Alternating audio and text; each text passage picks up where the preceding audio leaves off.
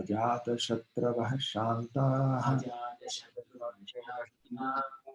साधवः साधुभूषणाः साधुभूषणा तितिक्षवः कारुणिकाः सुहृदः सर्वदेहिनां सर्वदेहिनां जातशत्रवः शान्ताः साधवः साधुभूषणाः साधुभूषणा तितिक्षवः तितिक्षवः tolerant, कारुणिकाः merciful, merciful सुहृदः friendly, friendly सर्वदेहिनां सर्वदेहिनां all living entities, all living entities अजातशत्रवः Sattva inimical to no one, inimical to no one शान्ताः peaceful, साधवः Sattva abiding by scripture, abiding by scriptures साधुभूषणाः Sadhubhusana adorned with sublime characteristics. adorned with sublime characteristics. Translation by Srila Prabhupada. The symptoms of a sadhu are that he is tolerant, merciful, and friendly to all living entities. He has no enemies. He is peaceful. He abides by the scriptures, and all his characteristics are sublime. Om Ajnanatimirandhasya Jnananjanashalakaya Chakshurunmilitam Yena Tasmai Shri Gurave Namaha Shri Chaitanya Manobhishtam Sthapitam Yena Bhutale Swayam Rupa Kada Mahyam Dadati Swapadandikam Vandeham Shri Guru Shri Yutapadakamalam Shri Gurun Vaishnavamscha Shri Rupam Sagrajatam Sahagana Raghunathanvitam Tam Sajivam Sadvaitam Savadutam Parijana Sahitam Krishna Chaitanya Devam Shri Radha Krishna Padam Sahagana Lalita Shri Vishakhanvitamscha Nama Om Vishnupadaya Krishna Presthaya Bhutale Srimate Bhakti Vedanta Swamin Niti Namine Namaste Saraswate Deve Gauravani Pracharine Nirvishesha Shunyavadi Paschatya Deshatarine Vanchakalpatarubhyascha Kripa Sindhubhya eva cha Patitanam Pavanebhyo Vaishnavebhyo Namo Namah Jai Shri Krishna Chaitanya Prabhu Nityananda Shri Advaita Gadadhara Shivasadi Gaura Bhakta Vrinda Hare Krishna Krishna Krishna Hare Hare Hare Rama Rama Rama Hare Hare Hare Krishna. I'm very happy to be with all of you today, although I wish that the reason for that could have been something different. But nevertheless,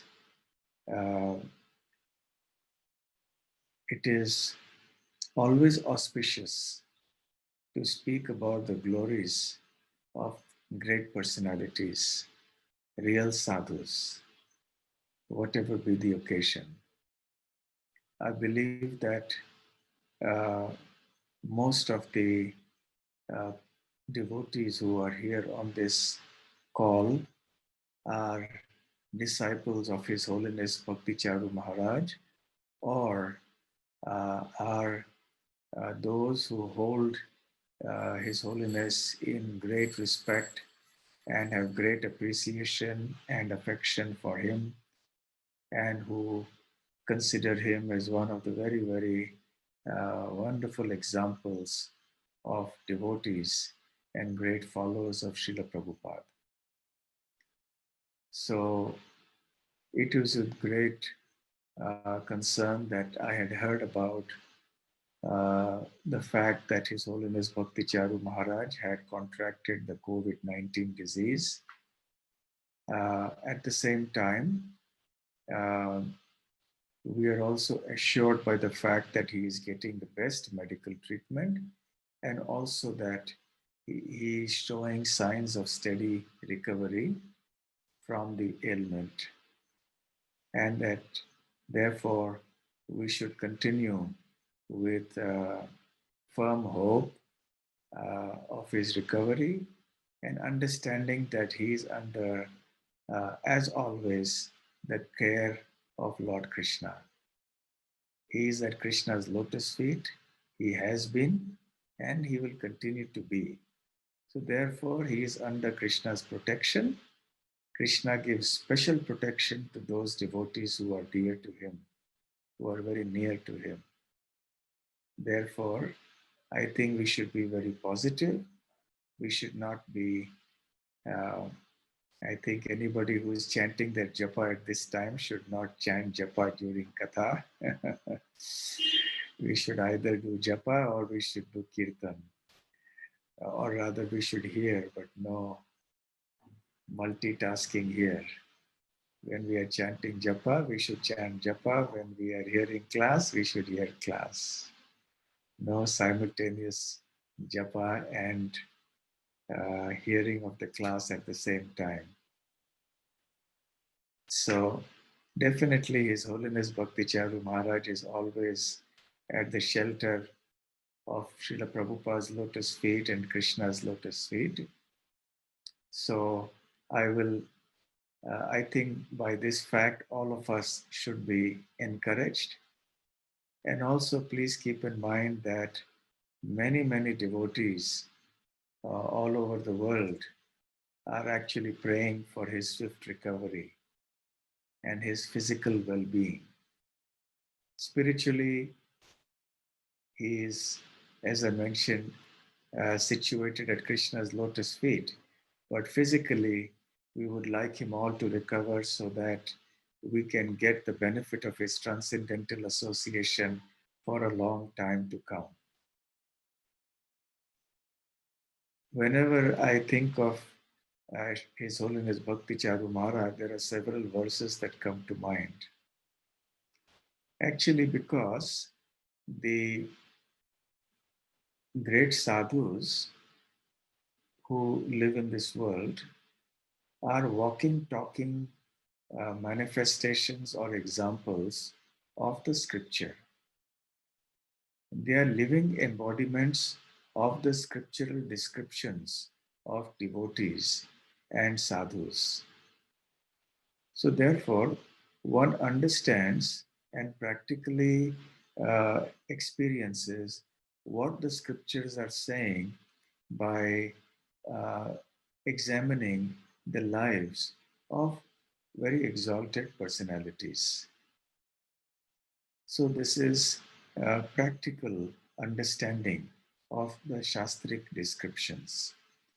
So, when we look at the sadhus, like His Holiness Bhakti Charu Maharaj, then we get renewed faith in the instructions of the scriptures, and we get renewed understanding of what these narrations and descriptions mean. So, therefore, certain scriptural verses come to life when we see them in the context of so many exalted devotees of the Lord. And when we look at certain devotees of the Lord, then certain verses immediately come to mind spontaneously. So for me, when I have when I have remembered His Holiness Bhakti Charu Maharaj, then some verses have come up in my mind spontaneously, and I will discuss. And the verse that I read today is the main verse that comes to my mind, because this verse describes the qualities of a true sadhu. You see, um, in the third canto of the Srimad Bhagavatam, in the 25th chapter, we see Mother Devahuti asking questions to her son, the Supreme Lord, Kapiladev. And she asks him to give her good instructions so that she can be relieved of the suffering of material existence, and that the knot of the bondage of ignorance in her heart can be cut. Of course, Mother Devahuti is not an ordinary devotee. She is directly the mother of the Supreme Personality of Godhead, and therefore we should not understand her to be an ordinary conditioned soul. Nevertheless, she is playing the part of a conditioned soul for our benefit, just so that we can all learn these lessons. So, being very kind upon his mother, who is also his devotee, and being very kind upon all of us, he uses Mother Devahuti as an instrument to give us many important messages.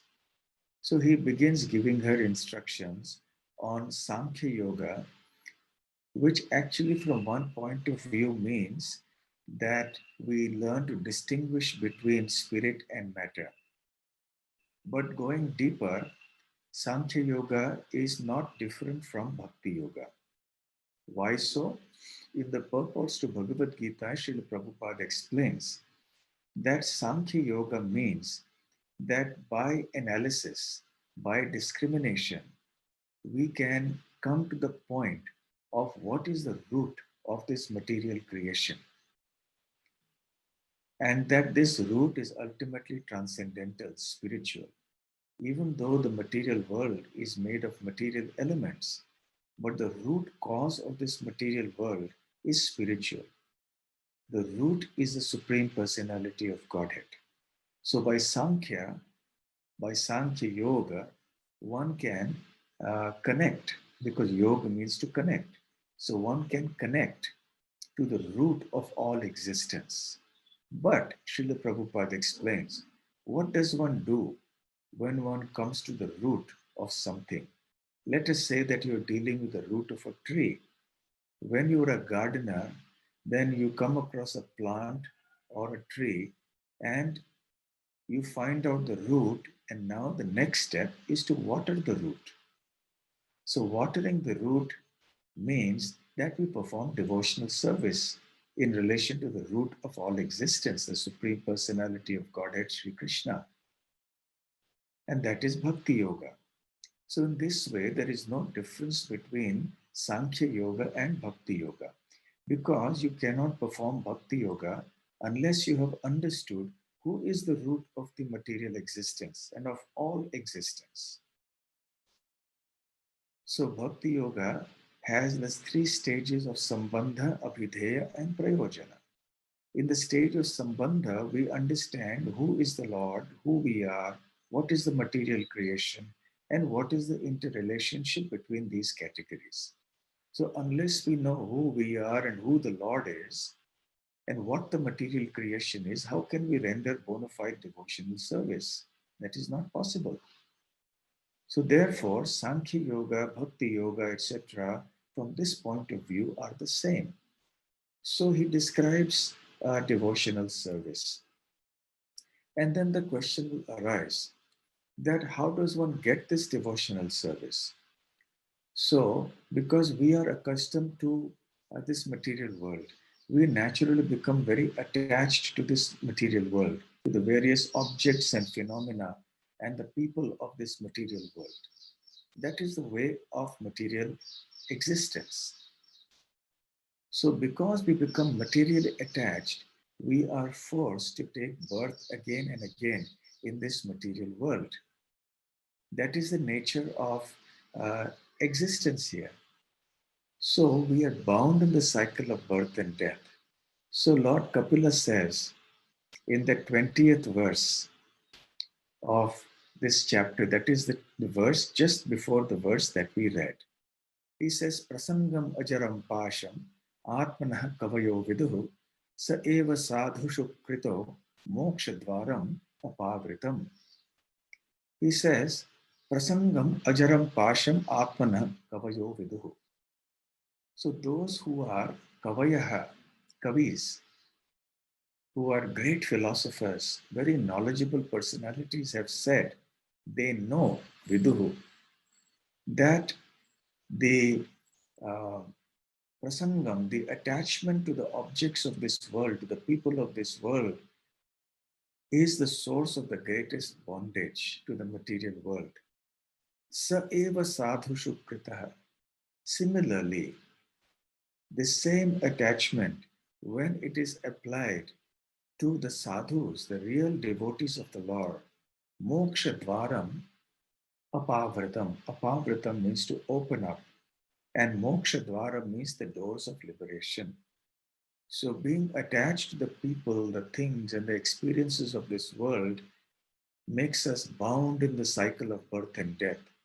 But that same nature to be attached, when it is channelized towards the great sadhus, then the door to liberation is opened. So Srila Prabhupada mentions that the living entity must be attached to something or someone because we are living entities, we are conscious. So we have the nature to be attached. So if we become attached to the things of this world, that will lead to bondage and suffering. But that same tendency to be attached, if that is channelized towards the great sadhus, sa eva sadhushu kritaha, then what happens? Moksha dwaram apavritam. The doors to liberation open up. So this is indeed a very, very important tip for us, that instead of being attached to the things and people of this world, let us become attached to the devotees of this world. Now, being attached to the devotees of this world is not merely a physical attachment to the body of that sadhu or the devotee. Real attachment means that if we are actually attached to the sadhu, we should be following that sadhu's instructions. We should be imbibing the mood of that sadhu. We should be following in the footsteps of that sadhu. This is the meaning of attachment. It is not merely attachment to the physical body of the sadhu. That, of course, is natural because we would like to get the vapuhu or the physical association of that sadhu because we are in association with that physical form of the sadhu. Whenever we think of that sadhu, we think of his physical form. So naturally, that is there. But we must go also beyond that. In addition to this, we must fundamentally look at the mood, the teachings, the instructions, the examples set by these sadhus. So, this is the meaning of being attached to the sadhus. So, having heard this, Mother Devahuti may have in her mind thought of a question that, all right, it is important for us to become attached to devotees. That attachment we must transfer to the sadhus. But how does one recognize a sadhu? Very important question. So, therefore, Kapila Dev from text, the next five verses, that is text 21, 22, 23, 24, for the next four verses, he speaks about the qualities of a sadhu. And then from text 25 onwards, he speaks about the results of associating with such a sadhu, of being attached to such sadhus. Because, in this world, we're always looking for some benefit. The ultimate benefit is Krishna consciousness. So we want to know how we can become Krishna conscious, which is the ultimate benefit and perfection of life. What will happen if we associate with sadhus? In what way will we get benefited? So those few verses give us then the benefit of associating with sadhus. So the series of four verses, starting with text 21, uh, give us, in the words of Lord Kapila Dev, the qualities of a sadhu. So in this 21st verse, which we just read, um, Lord Kapila is speaking of certain qualities. The first quality that he speaks of is titikshavaha, and the second is karunikaha. So it is in the plural, he's talking about the sadhus. The sadhus have these qualities of being titikshavaha, that is tolerant, karunikaha, they are merciful, etc. So Srila Prabhupada begins his purport by speaking about the quality of mercy, which is the second quality that is mentioned in this verse of today. But there is a reason why Srila Prabhupada speaks about the second verse and then he later comes to the first quality. The second quality in this verse is karuna, karunya, and therefore the sadhu is karunika, which means he is very merciful. The word karuna means mercy. The devotee of the Lord is automatically very kind and very merciful to everybody. So Srila Prabhupada mentions in the purport, because we did not read the purport, so I will read sections of the purport and then for each section I will make some comments. So I quote, a sadhu as described above is a devotee of the Lord. His concern therefore is to enlighten people. Now the next verse you can put up, 21. No, this is verse 20. You please put up 21. Yes. Okay, so we can read from there. A sadhu, as described above, is a devotee of the Lord. His concern, therefore, is to enlighten people in devotional service to the Lord. That is his mercy. He knows that without devotional service to the Lord, human life is spoiled. A devotee travels all over the country from door to door, preaching, be Krishna conscious, be a devotee of Lord Krishna. Don't spoil your life in simply fulfilling your animal propensities. Human life is meant for self-realization or Krishna consciousness. These are the preachings of a sadhu.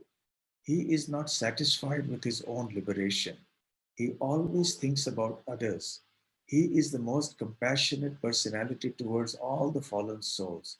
Therefore, one of his qualifications is karunika, great mercy to the fallen souls. Unquote. So, in this section of the purport, Srila Prabhupada describes the second quality that Kapila Dev has mentioned in this verse, which is that he is very merciful, karunika. And what is the mercy of the, what is the meaning of mercy?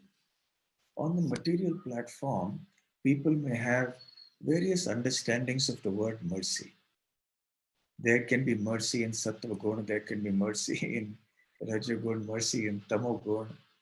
You know, we can try to, all the mercy is generally a sattvic quality, but when it applies in a tamasic way to promote tamasic qualities by a misplaced sense of mercy, then that mercy can only be understood as being tamasic mercy.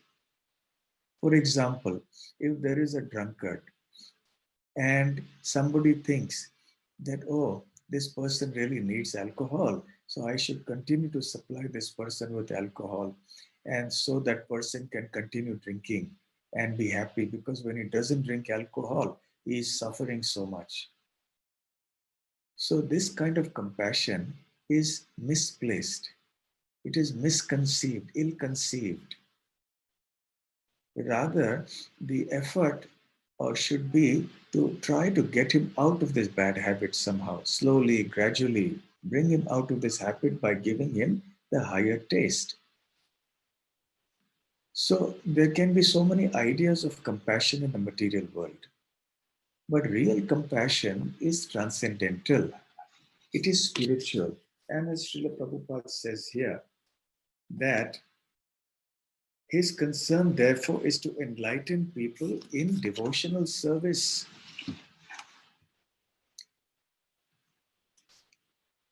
And yes, that is his mercy. His concern, therefore, is to enlighten people in devotional service to the Lord. That is his mercy. So, what is the mercy of a sadhu? The mercy of a sadhu is that he wants to enlighten people in devotional service, somehow or the other. Because the devotee understands that everyone is suffering in material existence, and therefore he goes and tells them about the perfection of human life. He doesn't think only about himself. This is also the nature of Sri Prahlad Maharaj. Prahlad Maharaj also speaks about this. Naivo dvije paraduratyaya vaitaranyastvadvire gayana mahamritamagna chittaha. He says, Naivo dvije paraduratyaya vaitaranyas. This material world is full of suffering. But I am not perturbed by this. Tvadvire gayana mahamrita magna chitta. Because I am constantly engaged in the hearing and chanting of the glories of Lord Krishna. So personally, I have no problems. But I am shoche tato vimukhuchetase indriyartha maya sukhaya bharamudbhahato vimudha.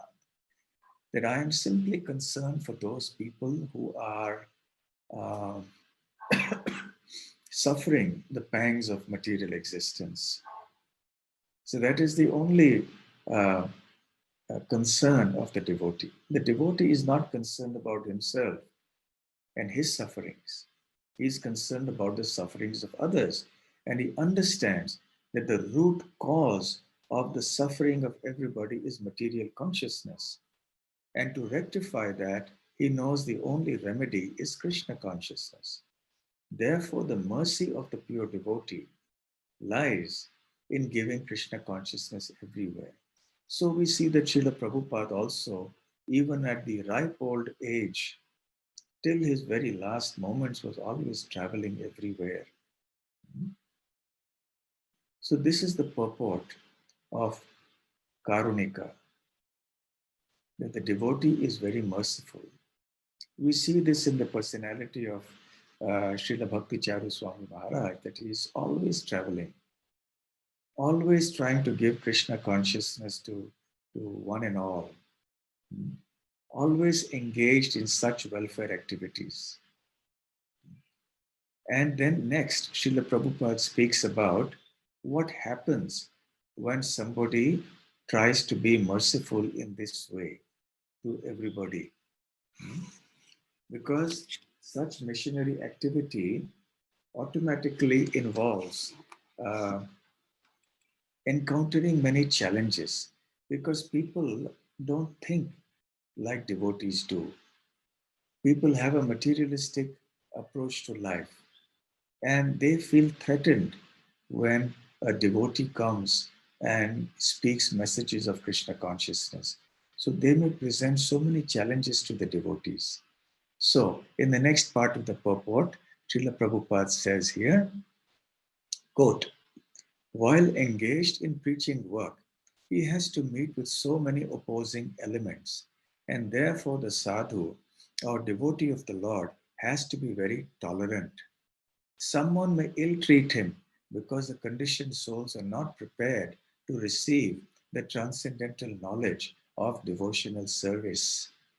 They do not like it. That is their disease.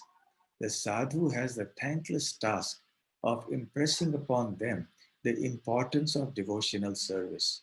Sometimes devotees are personally attacked with violence. Lord Jesus Christ was crucified. Haridas Thakur was caned in 22 marketplaces, and Lord Chaitanya's principal assistant, Nityananda, was personally attacked by Jagai and Madhai. But still, they were tolerant because their mercy was to deliver the fallen souls. One of the qualifications of a sadhu is that he is very tolerant and he is merciful to all fallen souls. Unquote. So, Srila Prabhupada in the purport is connecting the qualities of mercy with the quality of tolerance, which is the first quality in this verse of Kapila Dev. Titikshavaha. Titikshava means one who is tolerant. So for one who is merciful to everybody, he also has to become very tolerant. because the process of giving mercy to the fallen conditioned souls involves many difficulties, many troubles that are given by the people of the world. What to speak of, strangers, even sometimes family members and near and dear ones and friends give so many troubles. Why do you want to become a devotee? Why are you doing this? No, no, you must not do this. You must become like us, become materialistic like us. So you must also watch movies with us. You must also come to the hotels and eat outside with us. Why are you spoiling your life like this? Why these devotees have spoiled your life? They will come to the temple and quarrel with the devotees. Why you have given this Krishna consciousness to my husband or wife or son or daughter or father or mother or whatever.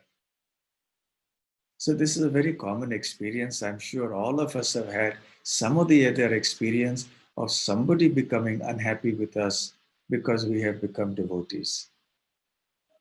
So this is the nature of this material world. So one has to become tolerant. So just the other day, somebody was asking the question on behalf of some Mataji who is being forced. She's the only devotee in the house, and everybody else is a non-vegetarian in the house. And she is forced to cook non-vegetarian food. And she is the only one as a devotee. So what to do now? So how much she has to tolerate? Yes. So it is very easy to say, okay, I will give up. There's too much opposition. I cannot tolerate this kind of opposition and this persecution, not or suffering. Better I just become like them. It is very easy to say that. But this lady is continuing, although she is forced to do so many things which she does not want to do. But what to do? She is continuing in her Krishna consciousness. Secretly, she is chanting. She is in her heart. She is keeping Krishna, uh, firmly there. So much tolerance is required to be a devotee. Even if you don't want to, if you're not in the process of giving Krishna consciousness, by the very fact that you are a devotee yourself itself invites so much trouble. What then to speak of somebody who wants to give Krishna consciousness to everybody? Then your troubles only increase more. So, therefore, a great devotee has to become very tolerant. So, we'll continue with the purport and we will see how Srila Prabhupada discusses each of those qualities mentioned by um, Kapila Dev in that verse. And for each quality, we can actually remember His Holiness Bhakti Charu Maharaj because he exemplifies and embodies, he personifies these qualities in his personality. So, um, yes, where were we? Um, yes, he, quote, he is not only a well-wisher of human society, but a well-wisher of animal society as well. It is said here, Sarvadehinam, which indicates all living entities who have accepted material bodies. Not only does the human being have a material body, but other living entities such as cats and dogs also have material bodies. The devotee of the Lord is merciful to everyone, the cats, dogs, trees, etc. He treats all living entities in such a way that they can ultimately get salvation from material entanglement. Shivananda Sen, one of the disciples of Lord Chaitanya, gave liberation to a dog by treating the dog transcendentally. There are many instances where a dog got salvation by association with a sadhu, because a sadhu engages in the highest philanthropic activities for the benediction of all living entities. Yet, although a sadhu is not inimical towards anyone, the world is so ungrateful that even a sadhu has many enemies. So here, Srila Prabhupada is describing the next quality, which is Suhridaha Sarvadehinam, the third quality of a sadhu. The word Suhrid is very important. Su means good, nice, pleasant, very favorably inclined, disposed. And um, Hridaha means the heart. So Suhrida refers to one who has only good wishes in the heart for somebody, who never has any ill will towards anybody. The genuine devotee of the Lord, the genuine devotee, sadhu, is a suhrid of everybody. You know, Srila Prabhupada used to always end his letters to his disciples by saying, "Your ever well wisher." And then he would sign A.C. Bhaktivedanta Swami Prabhu, Swami, A.C. Bhaktivedanta Swami. So, your ever well wisher. So, what is the meaning of ever well wisher? That is Suhrid, one who always wishes well for everybody else.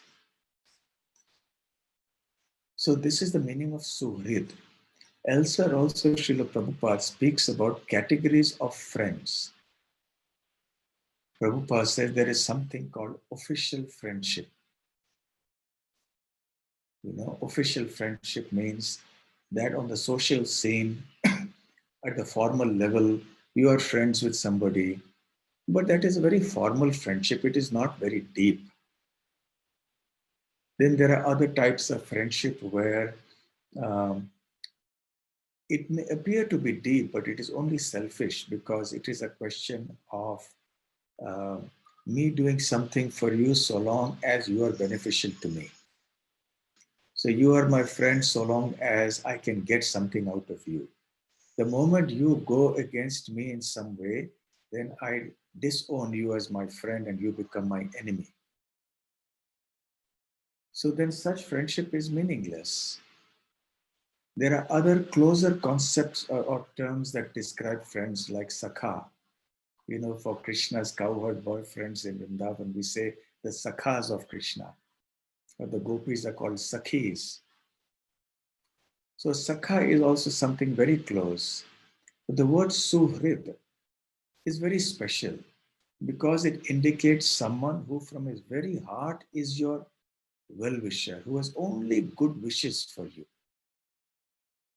So in this world, sometimes in worldly relationships, we may see that with parents towards their children. Although sometimes because in the material world, the situation is such, even parents sometimes can kill their children. Don't the mothers kill the children in their womb and do abortion? It's happening. Millions of mothers are killing their own children in the womb. Even later on in life, when the children grow up, they fight with their parents and brothers and sisters for property, for money, and so much enmity develops between the family members. And then sometimes the parents also start hating their children. Such an extreme situation is sometimes developed in this world. Very unfortunate. It may not happen often, but it happens. So therefore, we see that even in those relationships in the material world, which are supposed to be very close, you know, the feeling of wishing well for them is lost. But a genuine suhrida will be one who, under no condition, will stop being a well-wisher of somebody. This is the real test of a suhrid. Even if the persons towards whom we have good wishes turns against us, starts criticizing us, or acts against us, still one remains the well wisher of that person. One only has good wishes for that person. Little earlier in the purport, Srila Prabhupada spoke about Jesus Christ, he spoke about Haridas Thakur, etc., who were genuine sadhus, who actually wished well for those who were persecuting them. Jesus Christ said that I forgive them, my Lord, for they do not know what they do. Similarly, Haridas Thakur had only good wishes for those who were persecuting him by um, beating him in 22 marketplaces. So this is Suhrid. Yes. So therefore, in such a situation, one understands who is a real Suhrid, who is a genuine sadhu. So we see this also in the life of His Holiness Bhakti Charu Maharaj. He's always genuinely wishing well for anyone and everyone. Hmm? He's always appreciating. Hmm? And I was also reminded of another verse from this time from Bhagavad Gita in relation to His Holiness Bhakti Charu Maharaj, which is Advaishta Sarva Bhutanam Maitraha Karuna Evacha Nirmamo Nirahankarha Samadukha Sukha Kshami, where Krishna says, describing the qualities of a devotee in chapter 12 of Bhagavad Gita, Advaishta, that he doesn't have any dvesha, any envy towards anyone. Sarva Bhutana. And this is one quality I have noticed in Bhakti Charu Maharaj, that he is never envious of anybody. This is the quality of a real sadhu. It is very easy for the conditioned living entity to become envious of another person, to become jealous of another person, to not want to glorify another person because one feels, oh, I wish I could get that glorification. I wish I had that quality so that people would glorify me, so that I would be in the forefront, I would be in the limelight. But I have observed that His Holiness Bhakti Charu Maharaj is always glorifying others. He's always appreciating the good qualities of others. He has no hesitation in doing this. And this can be done only when somebody is free from jealousy, free from envy of other people. It's a very important quality of a devotee. So therefore, Adveshta Sarva Bhutanam Maitraha. Maitra means that he's a friend. Karuna Evacha is very kind and merciful. Nirmamaha means he has no sense of proprietorship. Nirahankara means he has no ego. Samadukha Sukha is equipoised in happiness and distress, and Kshami is very tolerant. So it's a similar verse to the verse that Kapila Dev is saying here. And we will see Adveshta Sarva Bhutana. So he's non-envious and kind towards all living entities. Similarly, in this verse, Lord Kapila Dev also says, Suhridam Sarvadehina. He is the ever well-wishing friend of all living entities. Sarvadehinam, Sarvabhutanam, same thing, same meaning. So the genuine sadhu always thinks about all persons. He doesn't say, oh, these are only my community people, and therefore I'll look at them only for their welfare. But those people are from another community, so I will not think about their welfare. Similarly, I have noticed in Bhakti Charu Maharaj that he doesn't think, oh, this person is not my disciple. Therefore, I will not think about his or her welfare. I will only think about my disciples. No, I have seen him all through. He is equally concerned about all devotees and others also, regardless of whose disciples they are. And without any differentiation, he gives equal time, energy, and is very kind to all of them.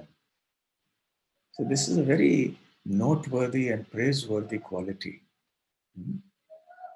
So we will go to the next part of the purport. Can you please put it up on the screen, the purport? Yes. So we will continue. Suhridam Sarvadehinam we finished. Yet, although a sadhu is not inimical towards anyone, the world is so ungrateful that even a sadhu has many enemies. What is the difference between an enemy and a friend? It is a difference in behavior. A sadhu behaves with all conditioned souls for their ultimate relief from material entanglement. Therefore, no one can be more friendly than a sadhu in relieving a conditioned soul. Unquote. So here, Srila Prabhupada is describing the quality that is mentioned by Kapila Ajata Shatravaha. Shatru means an enemy. Ajata means one who does not have. Ajata, literally, it means one who is not born. So Yudhishthir Maharaj was also called Ajata Shatru, whose enemy doesn't exist or whose enemy is not born. But Prabhupada says here, even a sadhu has many enemies. What does it mean? It means two things.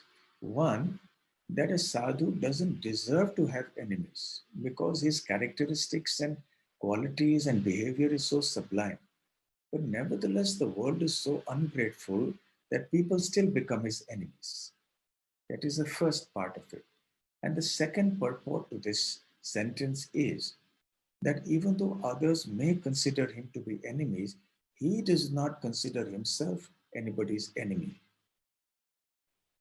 So therefore, you can say Ajata Shatravaha or Ajata Shatru, that he does not have any enemies. So this is the purport for this term, Ajata Shatru. So this is another quality of a sadhu, as mentioned by Kapila Dev. The next point is Ajata Shatravaha Shantaha. They are all Shanta. They are peaceful.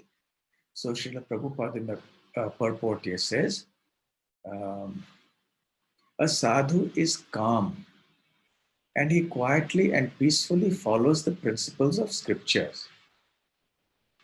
So being calm and being peaceful is the quality of a sadhu.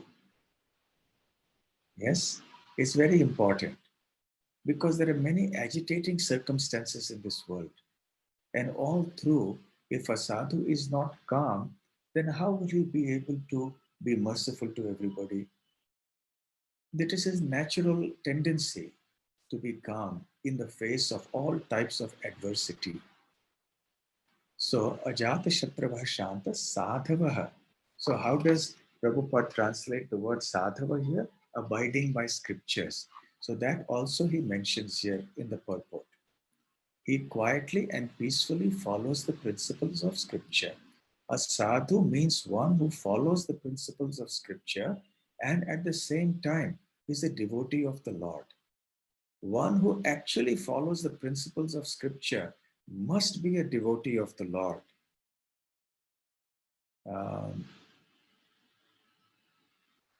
one who actually follows the principles of scriptures must be a devotee of the Lord because all the Shastras instruct us to obey the orders of the personality of Godhead. Therefore, a sadhu means a follower of the scriptural injunctions and a devotee of the Lord. So, this is the purport of the word sadhu, sadhavaha, abiding by scripture. A sadhu automatically obeys the injunctions of the scriptures.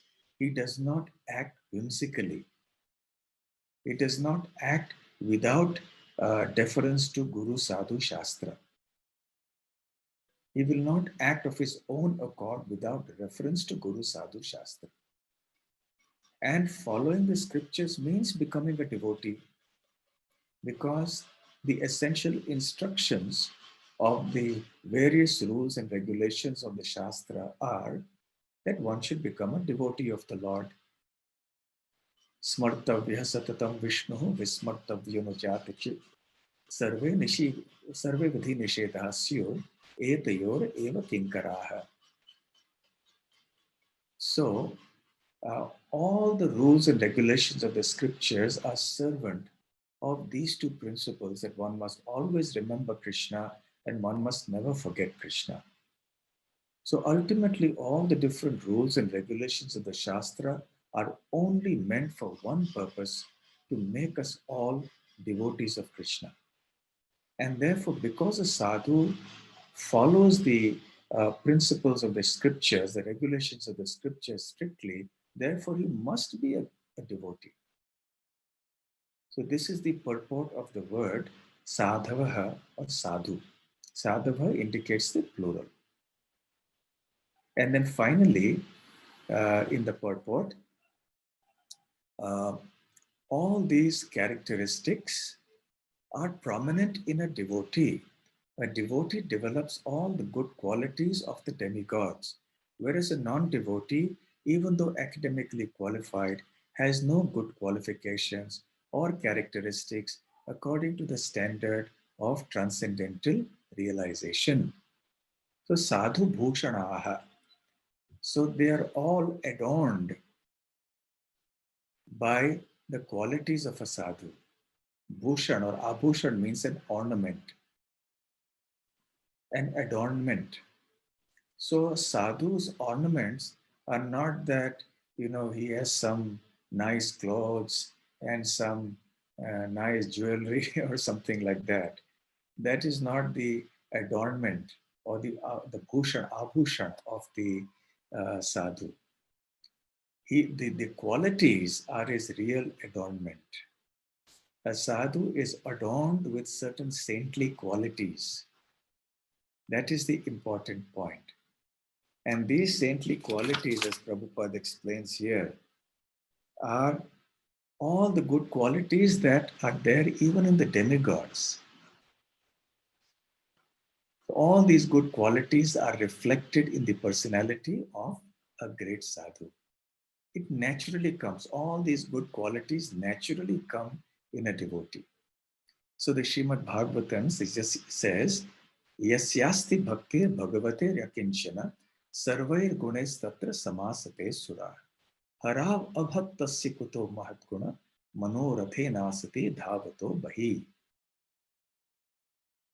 He says, this verse of the Bhagavatam says that because one is a selfless devotee of the Lord, one performs uh, Bhagavati Bhakti, bhakti towards Bhagavan, Lord Sri Krishna, Sarver Gunes Tatra Samasate Suraha. All the good qualities of the demigods, they come into the personality of that great devotee. And therefore, Sadhu Bhushana, that person gets adorned with all these saintly characteristics and qualities. Mahat, what is the good? Harav abhakta sikuto mahatguna. What good qualities can exist in a non-devotee of the Lord? Manorathe nasati dhavato bahi. So he always wanders on the chariot of his mind because of the various types of desires of this world. So such a person, therefore, is not a sadhu, but a person who follows the injunctions of the scriptures, who is devoted to the Supreme Lord, automatically manifests these saintly characteristics, which are his true ornaments. Sadhu Bhushana. In this way, Kapila Dev, in this verse, mentions some of the characteristics, the chief qualities of a real sadhu. And in the later verses, also, he continues with that description. So the reason I chose this verse is because I can find His Holiness Bhakti Charu Maharaj reflecting all these qualities in his personalities. So we are all fortunate to have the association of such a wonderful devotee in our midst. And right now, from a physical point of view, he is going through a challenge. But we're all praying that Krishna may be kind upon the world, upon our movement, that he may facilitate his recovery so that he may give us all his wonderful association. Of course, ultimately, Krishna is a supreme Lord. We cannot dictate to Krishna what he can do, but we can plead before Krishna that we need the association of such great devotees in the world.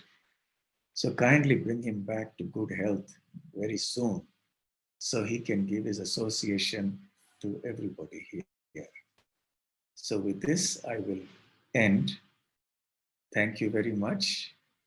Hare Krishna, Krishna Krishna, Hare Hare, Hare Ram, Ram Ram, Hare Hare.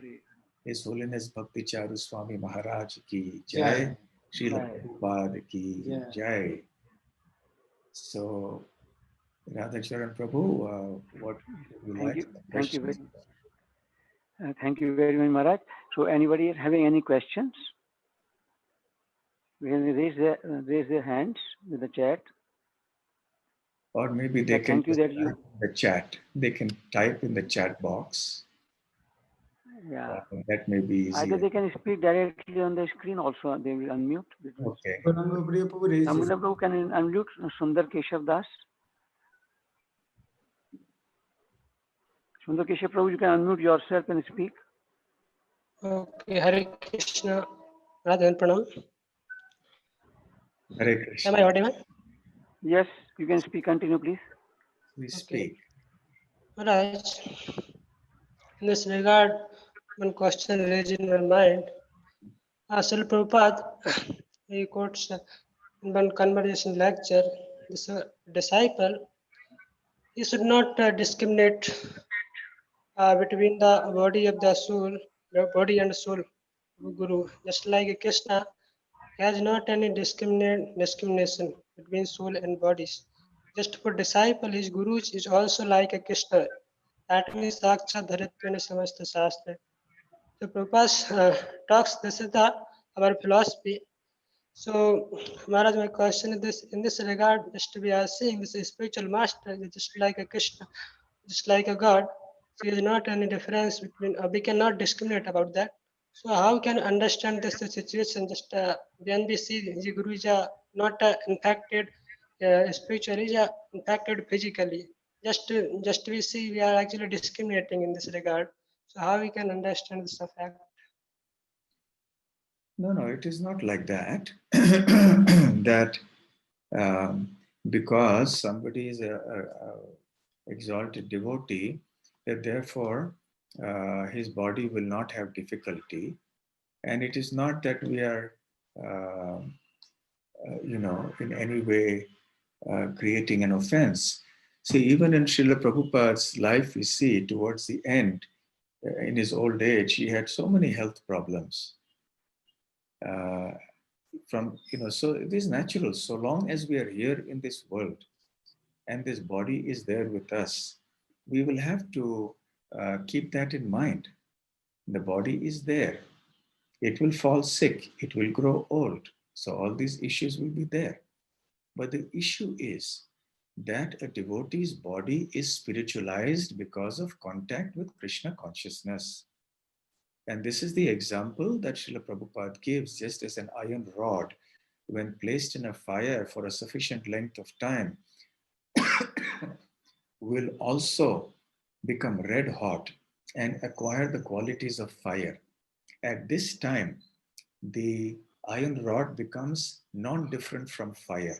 You cannot say the iron rod is different from the fire because it has acquired the qualities. So, but it is still also an iron rod. In the same way, a devotee's body becomes spiritualized by contact with Krishna consciousness. At the same time, because the body is still existing within the material world, we must also keep in mind that there will be this bodily problems that come, and we will have to give proper care to the body and give due consideration to the body. Okay? Maharaj, sorry to say, just like you gave the analogy of iron rod. So when we put the iron rod into fire, so that iron rod becomes also fire. But after sometimes when we pull it out from the fire, so it against become no iron. So when we see in a devotee's case or any various great devotees. So then they left the bodies. So and that body just becomes samadhi. So when we approach samadhi, so we can uh, get a benefit the same manner when he was physically Yes, yes, presented. definitely. Because the body of an exalted devotee is purified in connection with Krishna. So therefore, one also gets some transcendental benefit like that. Yes. So it's not a whole symptoms, and that's what was samadhi. When we visited samadhi, so we can't say that the same kind of result we are getting in that samadhi. You see, on the transcendental platform, the association with the devotee goes beyond the material body. On the spiritual platform, the presence of a devotee may be perceived anywhere. So when you refer to the samadhi, yes, the part of the body that has been placed there in samadhi has been Krishnized by touch with Krishna consciousness. So definitely that becomes a very pious, becomes a pure place, becomes a very Krishna conscious place. But at the same time, we must know that it is the instructions of that personality, it is the example of that personality, the memories of that personality, all are also equally purifying. So it is not that, for example, only when you go to Srila Prabhupada's Samadhi that you will feel the vibrations. You will feel the vibrations if you're thinking of Srila Prabhupada and his instructions also. Okay. But definitely at the Samadhi, there is some very special significance there because the body of that great devotee has been placed there. Okay. Okay, thank you, Maharaj. So that means this analogy of iron rod is not complete to understand the spirituality of devotees. No, it is complete in the sense that because the iron rod remains in contact with the fire. See, for a new devotee, the iron rod you can consider will be in the fire and out of the fire, meaning that for some time he will do devotional service and then sometimes he will leave devotional service. But a fixed up devotee will always be in Krishna consciousness. Therefore, the iron rod is always in touch with the fire. Okay. So, therefore, as far as an exalted devotee is concerned, that devotee will always be Krishna conscious. So, that devotee's body will always be Krishnized. But still, because it is within this material world, it will appear to go through the same transformations that any other body goes through in terms of disease, old age, and all this. Okay? So there is another question here on the chat. The question is, we have attachment for the devotees, but simultaneously we have material attachments also. Please enlighten us by guiding few steps to increase the attachments towards pure devotees. As I mentioned in the course of the talk, the attachment to the pure devotees is both Vapu and Vani. But Vani is more important than the Vapu. Because the Vapu is temporary, but the Vani is permanent. You cannot always get the physical association of some great devotee. For 5 minutes, you may get association, then you have to go away, then that great devotee travels to some other place, may not be with you always. But the Vani is there with us always. So therefore, the way to increase attachment towards exalted devotees is to be attached to the Vani. Automatically, the attachment to the Vapu is also there. Then that can increase the attachment. So I hope I have answered that question. Okay, one last question, if somebody has. Hare Krishna, Tanot Param Maharaj ji. Thank you for wonderful class. Please accept our humble obeisances from all the Bhopal devotees. Maharaj ji, I have one doubt regarding the health problem of Maharaj. Like my question is, some people say, like, why are you praying for the health of the Maharaj? It may be possible, like it may be the arrangement of Krishna. Krishna may be thinking of taking him to his abode. So why are you not letting him to take him abode? So there are some conflicts regarding this also. Some people say like you are not body or soul. So it may be the possibility of Krishna or arrangement of Krishna. It is good. Why are you praying not telling like that? You So see, please guide us. this point I already explained in the earlier part of the talk, or the later part of my talk, where I said that we are not in a position to dictate to Krishna what he should do. All we can do is to plead with Krishna. Why are we pleasing? We understand that Krishna will do whatever he knows is best. Whatever Krishna does will be perfect. But at the same time, because we seek the association on the physical platform also of great devotees, therefore we may pray. So therefore in our prayers, we will sometimes qualify the prayer by saying, if you desire, my Lord, if you desire, please make His Holiness Bhakti Charu Swami Maharaj recover so that we may have his association for a long time to come, so that he may also go and give Krishna consciousness and his kind, compassionate association to many, many people of this world. If you so desire, my Lord, please enable him to recover quickly. So by praying in this way, that is not a conflict. So this is not a valid argument that, just let it happen. Why should we pray? We may pray sometimes for the association of such exalted souls. Yes, there may be other situations where we may recognize that ultimately this is Krishna's desire and this is going to happen. And therefore we reconcile to that and say, my Lord, if this is your desire, so be it. And we can go along like that. But here we do not see that kind of an indication. You get the point.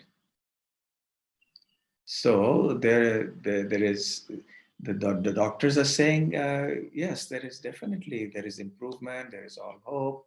So then why not pray like this? So we should Thank you very much. arguing in that way. Okay. Hare Krishna Maharaj, thank you very much that you have just given us an insight that how we can see the scriptures in their personality, living those characteristics in the personal life, which are exemplified completely in the life of Bhakti Charu Swami Maharaj in his personality. And there are many, many verses, as you indicated. When we just go through those verses or see Maharaj, then these verses come to our mind, and particularly our Gurvashtakam prayers, especially also. And we want to just give one message to all the listeners here at the same time. See, Maharaj's health is completely, perfectly all right. His body is perfectly all right. So we need Maharaj association for a long time. In particular case, when the body is completely deteriorated, the case is different. But in this case, we are very hopeful and very needful also that we pray very earnestly, humbly, sincerely, that we get the association. And not only we, whole of the ISKCON needs this association and guidance, still directions. So Maharaj, thank you very much for giving this insight that how we can just have more faith on the scriptures by seeing these qualities in a person like Bhakti Charu Swami Maharaj. He possesses all the qualities of a sadhu, exemplified in his behavior, in his consciousness. And thank you very much for that. Okay, thank you very much to all of you. And I hope and pray that you are all keeping well in the midst of this coronavirus problem. Do take all the precautions possible. And I also hope that you are all progressing nicely in your Krishna consciousness. And I hope that you are making the good use of lockdown periods for doing more Krishna conscious activities. So thank you very much. His Holiness Bhakti Charu Swami Maharaj ki jai. Srila Prabhupada ki jai. Gaur Premanande. Hari Hari Bol. Hare Shri Krishna. भक्ति समाज स्वामी महाराज की जय। हरे Krishna. Thank you. Hare Krishna.